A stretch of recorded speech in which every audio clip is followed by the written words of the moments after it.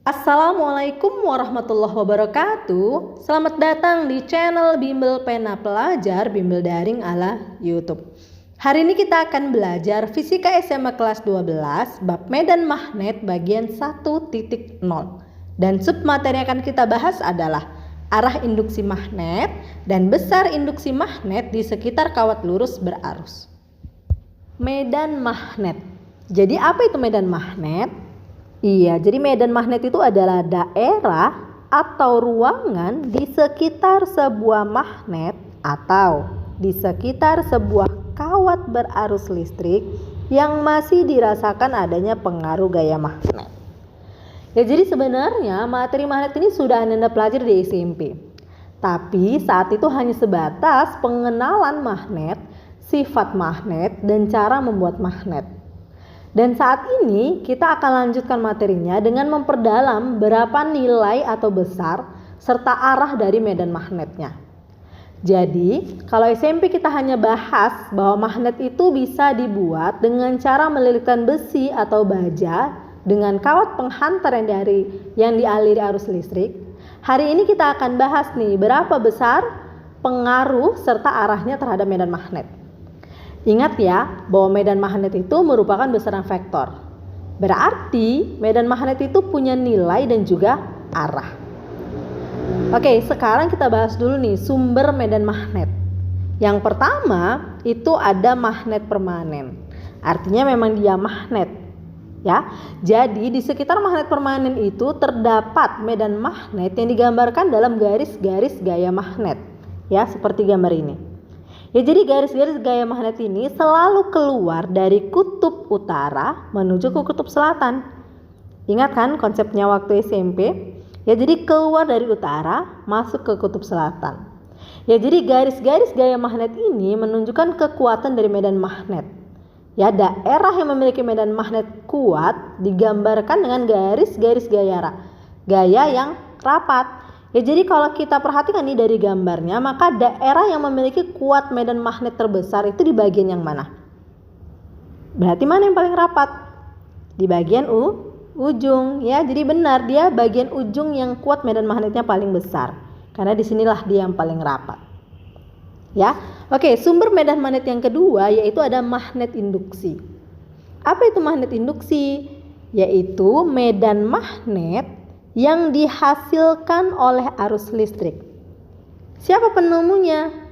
Benar, Christian Ørsted. Jadi menurut Hans Christian Ørsted itu adalah arus listrik dalam suatu penghantar itu menghasilkan medan magnet di sekitarnya. Ya, jadi inilah dia menurut si Ørsted. Oke, sekarang kita lanjutkan arah medan magnet. Ya, karena tadi ingat ya bahwa medan magnet itu adalah besaran vektor, punya nilai, punya arah. Nah, sekarang kita bahas arahnya dulu nih. Jadi arah medan magnet itu mengikuti arah aturan tangan kanan atau arah putaran skrup. Ya, jadi nanti aturan tangan kanannya apabila ibu jari menyatakan arah aliran arus, ya, ibu jari menyatakan arah aliran arus listrik, maka arah lipatan jari-jari lainnya itu menyatakan arah medan magnetnya. Ya, kata kuncinya ibu jari arah arus, ya. Jari-jari yang lain itu adalah arah medan magnet. Oke, nanti kita lanjutkan untuk memahami gimana keadaan tangan kanannya. Arah medan magnet pertama yang akan kita bahas itu adalah arah medan magnet di sekitar kawat berarus. Jadi di kawat berarus ini nanti ada dua jenis. Yang pertama untuk kawat lurus berarus. Yang kedua kawat lurus berarus dibuat bentuk lingkaran. Jadi menjadi kawat melingkar berarus. Ya, masing-masing nanti cara menentukannya itu beda. Ya, sama-sama menggunakan tangan kanan ya. Oke. Untuk kawat lurus berarus berarti seolah-olah kita menggenggam besi. Ya, atau kalau gampang sih menggenggam pulpen. Jadi kita ambil pulpen kita. Nah, di sini kan dari gambar dia meminta I-nya itu arahnya ke atas. Maka ibu jari kita arahin ke atas. Kemudian kita genggam. Jadi kita ambil pulpen, kita genggam arahnya ke atas. Berarti yang kelihatan ya bahwa arah medannya itu seperti ini dia jadinya. Ini dia. Nih, melingkar ini. berlawanan arah jarum jam. Ya. Nah, biar mempermudah nih, kalau kita gambar seperti ini kan nanti agak susah ya. Jadi biar lebih mudah, kita ikutin aja seperti arah putaran skrup ini. Ya. Jadi skrup itu yang masuk tandanya itu adalah cross. Ya. Jadi ini kan skrup silang. Itu tandanya cross. Jadi nanti arah medannya, ya, ini kita buat arah medan karena kita nulisnya itu kan di buku, ya kan? Jadi kita biar mudah, ini arah medannya kita tentukan. Untuk yang cross, ini bacanya cross, ini adalah arahnya masuk bidang. Sedangkan dot arahnya keluar bidang. Kenapa cross dan dot?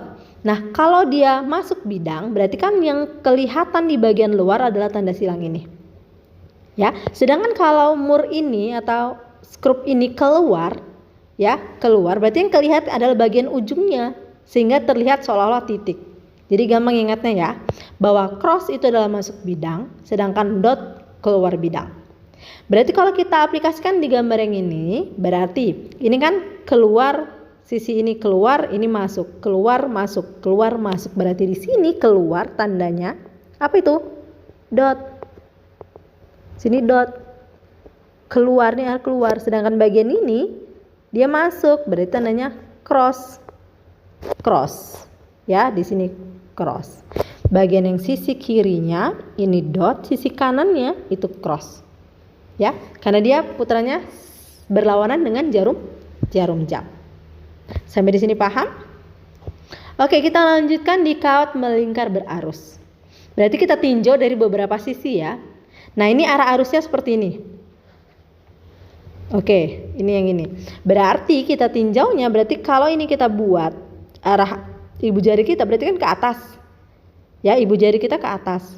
Berarti dia menggenggamnya, kalau dia ke atas, ya berlawanan arah tangan yang ini nih berarti. Ya, berarti nanti arahnya yang di sini juga berlawanan. Ya, berarti di bagian sini tandanya adalah apa itu? Masuk. Ya, di sini masuk. Tandanya cross masuk. Bagian yang di sini itu adalah keluar. Ya, ini keluar. Oke. Nah, kalau kita tinjau ini, titik yang ini, gimana dia? Berarti arah arusnya ke kanan, ya. Berarti gimana nih nanti jadinya? Arah arusnya ke kanan, nih kita genggam. Berarti bagian yang ini dia masuk, ya. Bagian yang ini dia keluar juga. Nah, sekarang kalau ini, oke, berarti ibu jari kita ke bawah arahnya. Ya, kita genggamlah dia, seolah-olah pulpen dari kita genggam. Berarti sama juga ya, yang bagian dalam ini arahnya masuk cross, bagian luar ini dot karena dia keluar. Ya, paham nih kira-kira? Ya, jadi bagian dalam lingkaran itu arahnya masuk bidang, sedangkan bagian luar lingkaran arahnya keluar bidang. Arah medan magnet berikutnya yang akan kita bahas adalah arah medan magnet di sekitar kumparan lurus berarus atau solenoida. Ya, jadi ini nanti sama-sama menggunakan kaedah tangan kanan. Sedikit bedanya, kalau tadi ibu jari menandakan arah arus, nah kalau di sini ibu jari itu menandakan arah medan magnet atau kutub utara magnet. Sedangkan jari-jari yang lain itu menandakan arah arusnya. Nah, biar mudah, ini perhatikan gambar. Nah, dari gambar ini adalah gambar solenoida yang dialiri arus listrik. Ya, jadi ini dihubungkan oleh beberapa baterai ya. Ini artinya baterainya besar. Nah, arus itu kan mengalir dari kutub positif ke negatif. Berarti nanti seperti ini arah arusnya. Kemudian dia jalan. Ya, berarti di sini nanti tandanya seperti inilah dia arah arusnya. Ya. Oke, berarti nilai daripada arah daripada B atau kutubnya, ibu jarinya ke arah mana nih? Kalau dia seperti itu bentuknya ini keluar-keluar seperti ini, jadi ke arah mana dia ibu jarinya? Ke arah kanan. Ya di sini. Berarti di sinilah dia kutub utara magnet. Ya, berarti di sini kutub selatan. Nah, konsepnya tadi di awal bahwa garis-garis gaya magnet itu keluar dari kutub utara masuk ke kutub selatan. Berarti ini setelah kita tahu di sini kutubnya, barulah dia seperti ini membentuk. Oke. Nah, garis-garis gaya magnetnya. Ya, ke bawah juga sama garis-garis gaya magnetnya.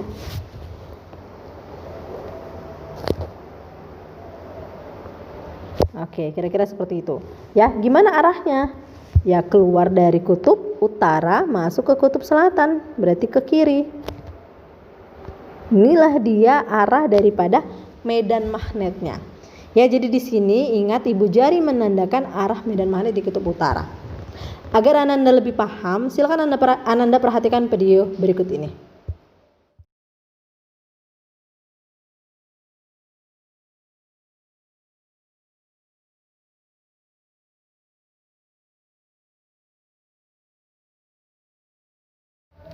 Setelah kita bahas arah dari medan magnet, sekarang kita bahas besar, nilai, atau berapa kuat dari medan magnet itu. Dan di video kita kali ini yang kita bahas adalah kuat medan magnet pada kawat panjang lurus berarus. Ingat ya, kawat panjang lurus berarus. Kenapa harus kita bawahi ini kawat panjang? Karena kalau kawat yang digunakan itu pendek, berarti nanti akan ada sudut yang dibentuk. Ya, dan itu jarang muncul dalam soal. Jadi selama ini soal UN yang muncul itu adalah kawat panjang lurus berarus.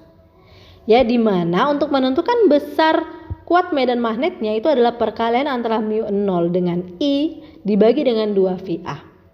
Ya, di mana B itu adalah medan magnet satuannya Tesla. A, jarak induksi magnet satuannya meter. Mu 0 itu adalah konstanta yang nilainya 4V kali 10 pangkat min 7 Weber per ampere meter. Kemudian I adalah arus listrik satuannya ampere. Sekarang kita bahas contoh soal yang pertama. Dua buah kawat sejajar dialiri arus I1 0,9 ampere dan I2 1,6 ampere tegak lurus bidang datar. Oke, kita buat dulu nih apa aja nih guys tahu. I1 dia bilang 0,9 ampere, I2 sama dengan 1,6 ampere. Tegak lurus bidang datar. Ini ya, langsung ibu gambar ya. Jarak antara kedua kawat 7 cm. Oke, A-nya 7 cm. Jika sebuah titik P berada 3 cm dari kawat pertama, oke, A1-nya ya 3 cm dan 4 cm dari kawat kedua, berarti A2-nya 4 cm. Maka tentukan induksi magnet di titik P. Oke, yang ditanya adalah B di titik P. Nah, ini udah ibu gambar ya. Jadi biar nggak lama, udah ibu gambar duluan. I1, I2 titik P-nya 3 cm dari I1 dan 4 cm dari I2. Nah, sekarang kita jawab. Yang ditanya adalah B di titik P. Oke, karena ditanya adalah B di titik P, berarti B-nya dipengaruhi oleh dua buah kawat lurus ya. Nah, kita cari dulu arah induksi magnet pada kawat pertama. Nah, karena titiknya ini di sini yang diminta, berarti kan sebelah kanan daripada I1. Berarti gini, kita arahkan ibu jari kita ke atas. Karena I-nya ke atas. Kemudian jari-jari yang lain luruskan dulu ke arah kanan. Ya, sebelum kita tekuk ya. Jadi kita pegang dulu pulpen ya. Ibu jari ke atas, jari yang lain ke kanan, baru kita tekuk. Berarti arahnya masuk. Kalau masuk tandanya benar cross ya. Jadi di sini cross. Sisi ini cross. Nah, sekarang untuk I2. Nah, titiknya ada di sebelah kiri daripada I2.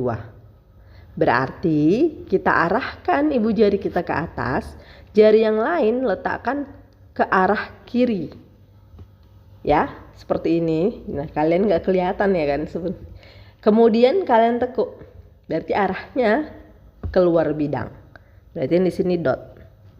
Kalian nggak kelihatan ya kan? Kalian coba praktekkan apa yang gue bilang. Ya. Jadi yang satu arahnya masuk, yang satu arahnya keluar. Nah, ini karena B tadi vektor ya, berarti kita jumlahkan juga secara vektor ya. Hanya karena dia sejajar ya, dua arah nih, keluar dan masuk, maka B di titik P sama dengan terserah ya, boleh misalkan yang masuk kurang yang keluar, atau yang keluar kurang yang masuk. Yang pasti kita mesti ingat kita tadi mengurangkan yang mana. Jadi kalau misalkan nanti dapatnya negatif, berarti itu yang searah dengan B1 atau searah dengan B2 gitu. Jadi nggak masalah mana kurang mana, yang pasti kita ingat ya. Nah di sini karena I2 nya lebih besar, jadi otomatis kan nanti yang positif I2 ya, maka ibu buat aja B2 kurang B1. Jadi nanti kalau dapatnya positif berarti searah dengan B yang kedua, berarti arahnya kemana? Keluar gitu ya, kalau ditanya arah. Nah kita uraikan nih, B2 berarti rumusnya mu 0 I2 per 2V A2 dikurang mu 0 I1 per 2V A1. Nah, ini kan di sini ada mu 0 per 2V, mu 0 per 2V sama. Nah, biar mudah, keluarkan aja mu 0 per 2V-nya. Ya, berarti B di titik P sama dengan mu 0 per 2V dikali I2 per 2V A2. Berarti I2-nya masukkan langsung ya. 1,6 dibagi dengan A2. A2 3 cm. Jangan lupa ubah ke meter. Ingat ya, dari senti ke meter naik 2 tangga, berarti minus 2. Jadi di sini kita tulisnya 4 kali 10 minus 2 dikurang I1 0,9 dibagi 3 kali 10 negatif 2 sama dengan mu 0 nya masukkan angkanya, berarti 4pi kali 10 negatif 7 per 2pi. Oke, ini 1,6 dibagi 4, 0,4 kali 10. Kalau negatif di bawah ke atas jadi positif, pangkat 2 dikurang, nggak cukup ya buat ke bawah ya, 0,9 bagi 3, 0,3 ya, 10 negatif 2 di atas, kalau ke atas jadi positif, tutup kurung sama dengan, nah ini kita sederhanakan nih, 4pi dibagi dengan 2pi, berapa dapatnya? 2, langsung 2 ya. Kemudian 0,4 kurang 0,3 1 ya. Ini langsung aja nih 2 kali 10 pangkat negatif 7 kali 0,4, ini kan di pangkatnya udah sama, bisa langsung kita kurangkan. Jadi 0,4 kurang 0,3, 0,1 kali 10 pangkat 2. Jadi 2 kali 0,1, 0,2 kali 10 negatif 7 tambah 2, berarti negatif 5. Atau kalau mau disederhanakan berarti 2 kali 10 pangkat 6. Satuannya Tesla. Bagaimana dengan contoh soalnya? Paham ya? Kalau Anda belum paham, silakan tanyakan di kolom komentar. Kalau sudah paham, silakan uji pemahaman Ananda dengan latihan yang pertama. Kita lanjutkan ke contoh soal yang kedua. Dua kawat yang dipasang vertikal dengan jarak di antaranya D. Kawat pertama dialiri arus listrik I arah atas. Oke, kita buat dulu yang diketahui. Jarak di antara keduanya, langsung aja A-nya itu sama dengan D. Kemudian I1-nya itu I. Arahnya ke atas ya. Titik C terletak di antara kawat dan jaraknya sepertiga dari kawat pertama. Berarti I1A1 sepertiga D. Oke, kalau gitu A2-nya berapa? Berarti D dikurang 1/3 D. Jadi 2/3 D. Kemudian jika induksi magnet di titik C besarnya 0, berarti B di titik C sama dengan 0, maka tentukan arus listrik yang mengalir di kawat kedua. Oke, berarti yang ditanya adalah I yang kedua. Oke, kita jawab. Nah, karena hasilnya itu sama dengan 0, ya, berarti B di titik C itu dia harus arahnya nanti harus yang satu masuk, yang satu keluar. Berarti sama ya seperti contoh kita yang pertama. Jadi nggak perlu ibu gambar lagi ya. Jadi I1 ke atas berarti I2 juga ke atas. Yang I1 harus masuk, yang I2 berarti harus keluar, yang I2 harus keluar. I1-nya masuk. Nah, berarti B di titik C ini adalah B2 dikurang B1. Nah, BC nilainya 0, masukkan berarti 0 sama dengan B2 kurang B1. Berarti B1 kita pindahkan jadi positif, jadi B1 sama dengan B2. Baru kita uraikan bahwa B1 itu adalah mu 0 I1 per 2V A1 sama dengan mu 0 I2 per 2V A2. Nah, sederhanakan nih, mana yang bisa kita sederhanakan? Mu 0 konstanta sama-sama dibagi mu 0, kemudian 2V sama-sama dibagi dengan 2V. Selesai, baru kita masukkan nilainya. I1 nilainya itu adalah I. A1 nilainya 1/3 D. I2 yang mau kita cari A2 2/3 D. Oke, boleh langsung disederhanakan. Sama-sama dibagi dengan D. Kemudian kita kali silang. Oke, kita masukkan. Berarti I3 kali 1/3 berarti 1/3 I2 sama dengan 2/3 I. Nah, kelihatan ya, berarti bisa sama-sama dibagi 3. Oke, berarti udah langsung dapat bahwa I2 kali 1 itu sama dengan I2, berarti I2 sama dengan 2 kali I. Tuntas sudah pembahasan kita hari ini. Semoga Ananda paham dengan apa yang telah Ibu jelaskan. Kalau masih ada yang belum paham, silakan tanyakan di kolom komentar. Kalau sudah paham, silakan uji pemahaman Ananda dengan latihan yang kedua. Selamat mengerjakan. Sampai jumpa di video kita berikutnya. Wassalamualaikum warahmatullahi wabarakatuh.